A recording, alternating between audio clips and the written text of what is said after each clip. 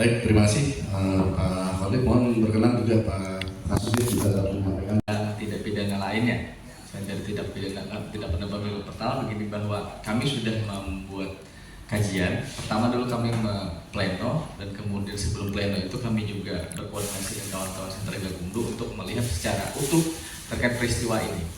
Nah, dari hasil kesimpulan kami bersama bahwa ini memang sama sekali tidak ada unsur tindak pidananya. Nah, itu. Yang kedua tadi berkaitan dengan apa? Nah, memang begini, Bawaslu ini, kami ini bertindak harus berdasarkan kewenangan yang didistribusikan dari undang-undang. Nah, kalau memang hari ini kemudian kami mengatakan bahwa tidak ada pelanggaran, itu berarti bukan, maksudnya bahwa hari ini kemudian kami tidak mengatakan tidak ada pelanggaran pidana, berarti memang sesuai dengan undang-undang yang kemudian hari ini kewenangan distribusi kepada kami. Nah, baik itu dalam konteks Undang-Undang 7 tahun 2017 atau Perbawaslu maupun PKPU, itu tidak ada yang berkaitan dengan tidak pidana pemilu dalam peristiwa ini. Meskipun istilahnya tadi, tapi kemudian kami melihat ada pada potensi pelanggaran hukum lainnya, yaitu netralitas ASN. Nah, ini yang tadi siapa?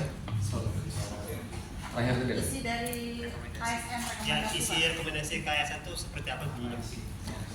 Nah, jadi begini, kawan-kawan wartawan semua memahami bahwa kawan-kawan media juga semua memahami bahwa ketika ada peristiwa dugaan pelanggaran itu kan, maka kemudian Bawaslu itu pasti wajib kemudian menindaklanjutinya.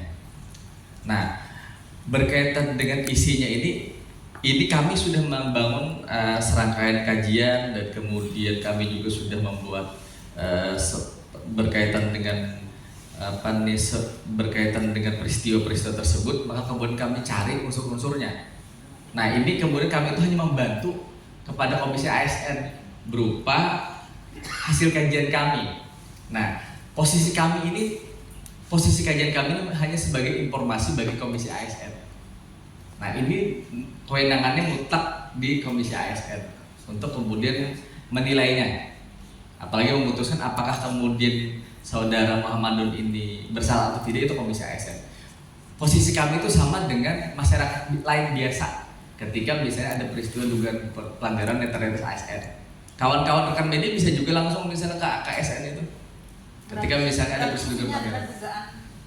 Ya, dugaan netralitas. Kami mengatakan berdasarkan informasi, kemudian berdasarkan bukti-bukti yang kemudian kami kumpulkan, itu kemudian kami anggap bahwa beliau itu melanggar netralitas ASN. Nah, dalam konteks ini aturan mengatakan bahwa kami hanya bisa merekomendasikan ke Komisi ASN.